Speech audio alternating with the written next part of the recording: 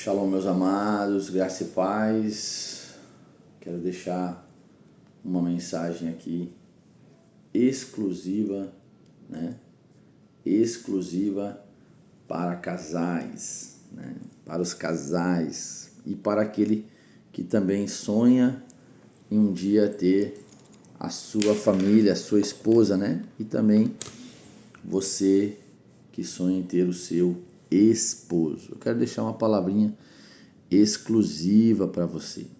Quero que você abra a sua palavra e leia, abra a sua Bíblia, e leia Cânticos de Salomão, que está lá no capítulo 2, que diz assim, como o lírio de Saron, o lírio do vale, como lírios entre espinhos, assim é a minha querida entre as filhas.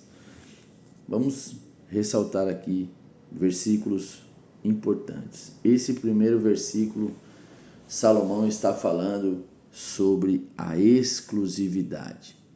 Dentro do casamento, dentro do matrimônio e dentro da família, você precisa aprender a dar exclusividade a quem merece exclusividade, certo?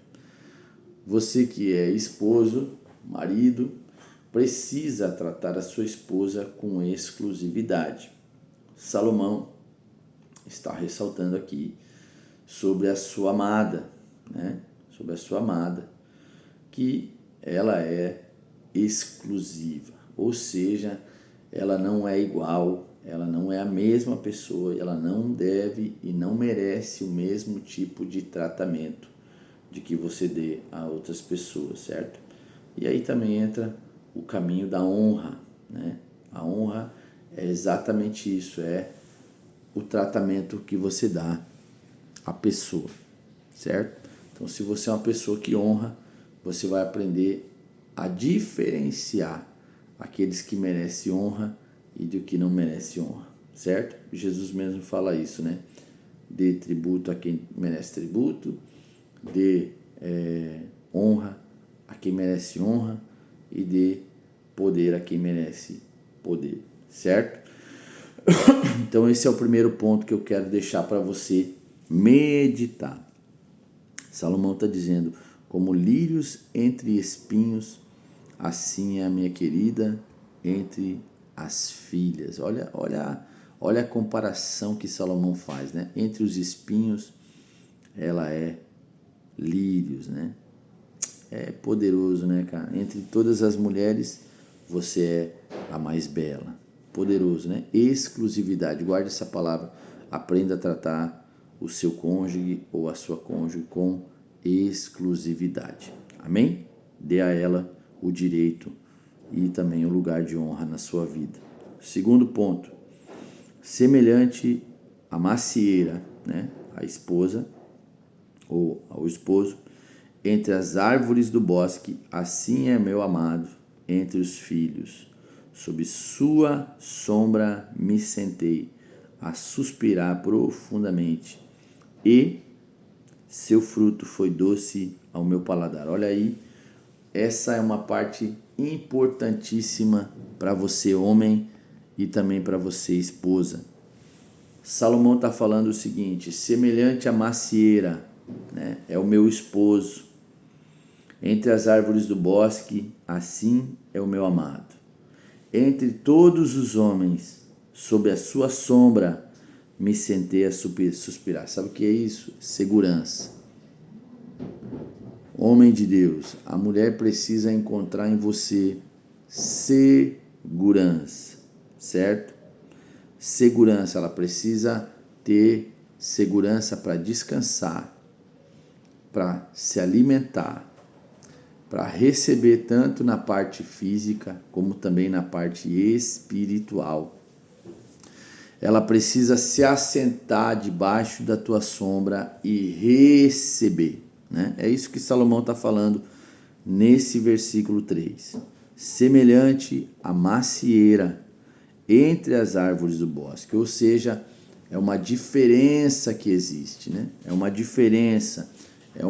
Juntamente com a exclusividade, É uma diferença que a esposa vê no seu esposo, a segurança para poder deitar e descansar e ser nutrida, né, dessa árvore, dessa sombra, né, desse lugar tranquilo, desse lugar seguro, né, que é o meu esposo, certo? E o seu fruto foi doce ao meu paladar, ou seja, eu me alimento de coisas que me traz alegria. O esposo traz alegria para a esposa. Esse lugar de descanso te traz renovo, né? Te traz um bem-estar, tá bom? O versículo 4 diz assim: leva-me à sala do banquete e dispõe do amor em mim. Põe-me entre as manjares, rodeia-me com maçãs, porque estou enferma de amor. Olha, Salomão vai cortejando a sua esposa, né? O marido precisa aprender a cortejar a sua esposa, porque quando no tempo do namoro ele corteja, né? No tempo do namoro a gente corteja, a gente faz loucuras e depois que começa a viver junto a gente vai esquecendo. E no versículo 6, sua mão esquerda esteja debaixo da minha cabeça e sua direita me abrace, né? Tá falando de uma confiança, tá falando de autenticidade, né? Eu vos suplico, ó filhas de Jerusalém, pelos servos ou por seus filhotes do campo, que não inciteis nem desperteis o amor até que queira. Aqui está falando do tempo para amadurecer. O amor leva tempo para amadurecer, meus amados. Aqui está falando também de você separar tempo para conhecer, tempo de intimidade, tempo de estar junto. Está falando do preço que a gente paga também para amadurecer o amor, né? Nem desperteis o amor até que queira, né? Então a gente precisa ter essa consciência que o amor ele leva um tempo para amadurecer, e esse tempo é a qualidade, é o tempo que a gente passa junto, é o tempo que a gente tira para se conhecer, para se respeitar, para desfrutar, né? Para cortejar. Então, o amor ele vai amadurecendo conforme a entrega que a gente vai tendo. Então, a gente precisa ter isso, que a gente não entre dentro de um relacionamento sem saber o preço que isso custe. O casamento tem um valor muito caro para se manter, né? E valor que eu falo não é de dinheiro, somente dinheiro, né? Mas a maior parte é a entrega, é a renúncia, é o querer fazer dar certo. Tá bom? E aí no versículo 10 diz assim: meu amado respondeu dizendo-me: levanta-te, formosa minha, querida minha, e vem, nova temporada, pois já passou o inverno, cessou a chuva e se foi. As flores apareceram na terra, o tempo da poda chegou, e em nosso país aí se escuta o canto da rolinha, que é da pombinha, né? A figueira começou a dar seus primeiros figos, as vides e os brotos exalam sua fragrância. Levanta-te, formosa minha, querida minha, e vem. O esposo anunciando uma nova temporada sobre o seu casamento, sobre o seu relacionamento conjugal, sobre a sua família, né? É muito lindo o que Salomão fala nesse capítulo, né?